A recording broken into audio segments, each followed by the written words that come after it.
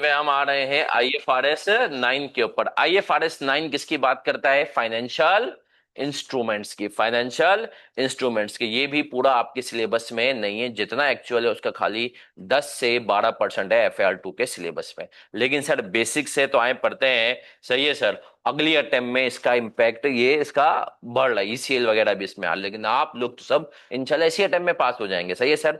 तो आईएफआरएस 9 के ऊपर आ रहे हैं। आईएफआरएस 9 कहता है फाइनेंशियल इंस्ट्रूमेंट क्या होते हैं। इनका फाइनेंशियल इंस्ट्रूमेंट वो होता है जो एक पार्टी का फाइनेंशियल एसेट क्रिएट करे, दूसरी पार्टी की या तो फाइनेंशियल लाइबिलिटी या तो इक्विटी को जन्म दे रहा हो। सही है सर। क्या हम यहां तक क्लियर है? फिर हमने कहा सर जो ये फाइनेंशियल एसेट होता है एक पार्टी का। सही है सर। तो जो एक पार्टी का फाइनेंशियल एसेट है, ये एसेट आपका इक्विटी भी हो सकता है और ये एसेट आपका डेट भी हो सकता है। सही है सर। फिर हमने कहा हम आगे बढ़े और हमने कह दिया कि हमारे पास एंट्री बनती है फाइनेंशियल इंस्टीट्यूट से। हमने कह दिया शेयर है, जो पार्टी खरीदेगी एंट्री बनाएगी इन्वेस्टमेंट डेबिट, सूदी इदारा, बैंक क्रेडिट। जो पार्टी ने इशू किया होगा वो बनाएगी बैंक डेबिट, शेयर कैपिटल, उसकी इक्विटी क्रिएट हो रही है। सही है सर। तो शेयर एक फाइनेंशियल एसेट है, फाइनेंशियल इंस्ट्रूमेंट है। दूसरा डिबेंचर है, जो खरीदेगी वो यही एंट्री बनाएगी, फाइनेंशियल एसेट को डेबिट करेगी, इन्वेस्टमेंट डेबिट, बैंक। जो पार्टी ने इशू किया होगा वो बैंक डेबिट लाइबिलिटी क्रेडिट करेगी। ठीक है सर। तो हमने कह दिया ये होता है हमारे पास फाइनेंशियल इंस्ट्रूमेंट। सर फिर और आगे बढ़े। हमने कहा सर जो फाइनेंशियल इंस्ट्रूमेंट होता है हमारे पास, हमने कह दिया ये जो एसेट की बात करता है, तो फाइनेंशियल एसेट हमारे पास जो है, आप आसान अल्फाज में ये समझे आपके लेवल पे कि ये वही होता है कि हर तरह का रिसीवेबल और कैश, हर तरह का रिसीवेबल और कैश और shares, equity instrument of another entity. ठीक है। फिर आगे बढ़े। हमने कहा सर सबसे पहले बात करते हैं फाइनेंशियल एसेट इक्विटी। इक्विटी के अंदर दो क्लासिफिकेशन है। पहली क्लासिफिकेशन क्या है sir? Fair value through PNL. दूसरी क्या है? Fair value through OCI. अब याद रखना, अगर तुम शेयर्स खरीद रहे हो, शेयर्स खरीदने के दो मकसद कौन कौन से? कैपिटल गेन बेच करके फायदा कमा लूं, या डिविडेंड। अगर आपका शॉर्ट टर्म पीरियड है, कैपिटल गेन है, तो फर्ज है आप पे कि आप इसको किस पे रखेंगे? Fair value through PNL. लेकिन अगर आपका लॉन्ग टर्म का इरादा है, अगर आपका लॉन्ग टर्म का इरादा है, तो आपके पास ऑप्शनल है फेयर वैल्यू थ्रू ओसीआई या फेयर वैल्यू थ्रू पीएनएल। लेकिन फेयर वैल्यू थ्रू ओसीआई में एक बात का याद रखनी है कि एक मर्तबा हम उसकी गली में एक काम से गए, उसके बाद हर एक काम से गए। ओसीआई में गए तो वापसी नहीं है, नो वे आउट। एक दफा ओसीआई में क्लासिफाई कर लिया तो कर लिया, है ना सर। आप जो है सर, अब पॉइंट एक बार सुनिएगा सर, क्या मैंने पहले पीएनएल पे क्लासिफाई किया बाद में ओसीआई पे जा सकता हूँ? बिल्कुल जा सकते हो। सही है सर। लेकिन ओसीआई में अगर क्लासिफाई कर दिया तो फिर नहीं कर सकते। क्या हम यहां तक क्लियर हैं? Yes sir. फिर आगे बढ़ेंगे। एक मिनट रुकिएगा।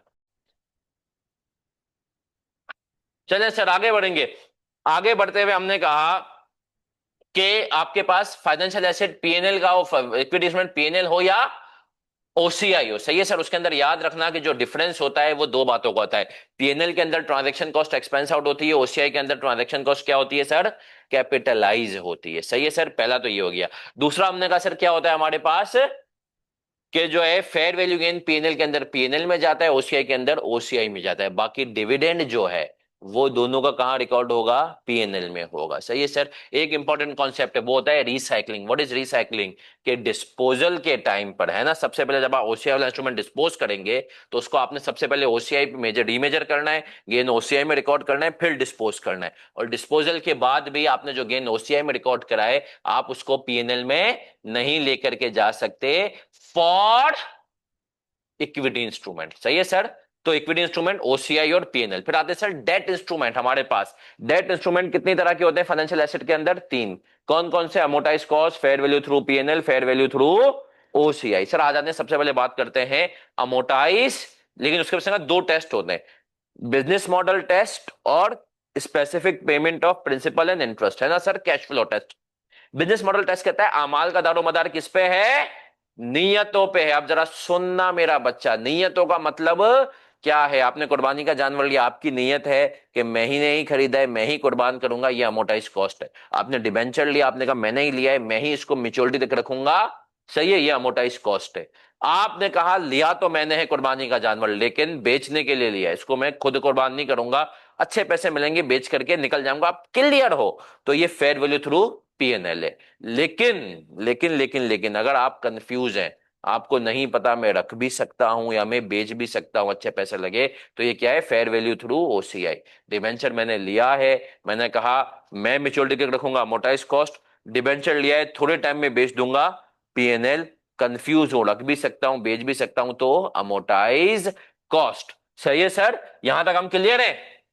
सर फिर हम आगे बढ़े, और आगे बढ़ते हुए हमने पढ़ा कि सर जो है ये तो हो गया बिजनेस मॉडल। फिर आते हैं सर आपके पास स्पेसिफिक पेमेंट ऑफ प्रिंसिपल। इसमें बता भी हो कि भैया इस दिन इतना प्रिंसिपल मिलेगा, इस दिन ये इंटरेस्ट मिलेगा, सही ना सर? मतलब एक टाइम पीरियड डिफाइन हो। तो ये टेस्ट भी जरूरी है, किसके लिए?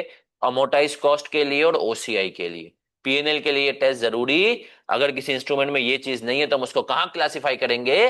पीएनएल में। सही है सर, ये फाइनल में एक दफा सवाल पूछ चुका है, पूरा सवाल इसने बना दिया, बच्चा समझा अमोर्टाइज कॉस्ट है, लेकिन उसने एंड में डाल दिया कि भैया इंटरेस्ट और प्रिंसिपल की पेमेंट का कोई पीरियड फिक्स नहीं है। जब पीरियड फिक्स नहीं तो फिर आपको मजबूरन उसको कहां रखना है? पीएनएल में। चलिए सर अमोर्टाइज कॉस्ट पे आता हूं, लेकिन उससे पहले हमने कुछ और कॉन्सेप्ट हमने कहा। एक होता है अफेक्टिव रेट, एक होता है कूपन रेट। अफेक्टिव रेट क्या होता है सर? ये अफेक्टिव रेट अपने अंदर तीन चीजों का इंपैक्ट लेता है। वो तीन चीजें क्या है? Discount, premium, transaction cost. Discount क्या होता है? 100 रुपए की फेस वैल्यू चीज मैंने 80 रुपए में इशू की। प्रीमियम, 100 रुपए वाली चीज जो है इशू 100 में की है, रिडीम किस पे करूंगा? 120 पे करूंगा, पैसे वापस दूंगा, तो ये प्रीमियम है। और तीसरी चीज होती है ट्रांजैक्शन कॉस्ट। तो इफेक्टिव रेट जो है अपने पास ट्रांजैक्शन कॉस्ट, डिस्काउंट और प्रीमियम का इंपैक्ट ले लेता है, इसीलिए वो कूपन रेट से क्या होता है? कम होता है। वो कूपन रेट से क्या होता है यूजुअली, और कूपन रेट से वो यूजुअली जो है आपके पास जो है उसका चेंज डिफरेंस आ रहा होता है, कम भी हो सकता है ज्यादा भी हो सकता है। सही है सर, फिर आगे बढ़ेंगे। और हमने कह दिया कि सर अमोर्टाइज कॉस्ट में याद है हमारा एक टेबल बनता है, सही है? अफेक्टिव रेट के हिसाब से हम इंटरेस्ट इनकम रिकॉर्ड कर ले होते हैं, फाइनेंशियल एसेट के केस में, लायबिलिटी के केस में एक्सपेंस, है ना सर? और कूपन रेट के हिसाब से हमारा बैंक डेबिट या क्रेडिट हो रहा होता है, डिपेंड के एसेट या लाइबिलिटी है। सर फिर आ जाते हैं फेयर वैल्यू थ्रू ओसीआई में। दो टेबल बनते हैं, अमोर्टाइज कॉस्ट वाला टेबल एज इट इज बनता है, दूसरा हम उसको रीमेजर का बनाते हैं, किससे? फेयर वैल्यू से। और उसका गेन लॉस कहां जा रहा होता है?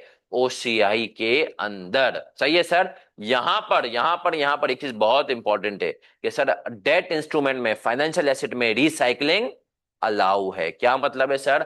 जब आपने बेच दिया डिबेंचर, तो उस टाइम पर जो आपने पुराना गेन लॉस फेयर वैल्यू का ओसीआई में डाला, उसको आप कहां डाल सकते हैं? पीएनएल में डाल सकते हैं। और ऐसा क्यों था, हमने लॉजिक बताएगी कि शेयर्स में बेचना खरीदना आसान है, डिबेंचर के केस में बेचना खरीदना इतना आसान नहीं है। क्या हम यहां तक क्लियर हैं? सर फिर हम मजीद आगे बढ़े थे, और मजीद आगे बढ़ते हुए हमने जो है क्या पढ़ा था? हमने फेयर वैल्यू थ्रू पीएनएल, उसमें जिंदगी क्या है? गुलजार है। आपने कहा टेबल वेबल कुछ नहीं बनाना, क्या करना है?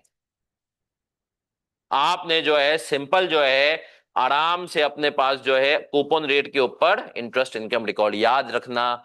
कुछ लोग, कुछ टीचर जो है ये चीज कराते हैं, इसके अंदर भी टेबल बिल्कुल ओसीआई वाला बना देते हैं। वो ट्रीटमेंट आई के अपने डिस्कार्ड कर दिए। आई के अपने 3 दफा इसको पूछा है, और तीनों दफा इसने फेयर वैल्यू थ्रू पीएनएल के अंदर कूपन रेट के हिसाब से इंटरेस्ट इनकम रिकॉर्ड की है। ठीक है सर, तो इसका गेन लॉस पीएनएल में जाएगा, और इंटरेस्ट किसके साथ होगा? कूपन रेट के हिसाब से होगा। सही है सर। सर फिर हम और आगे बढ़े, और आगे बढ़ते हुए हमने पढ़ा कि जो है हमारे पास सर होती है फाइनेंशियल लाइबिलिटी। उसके अंदर दो मॉडल होते हैं, कौन से?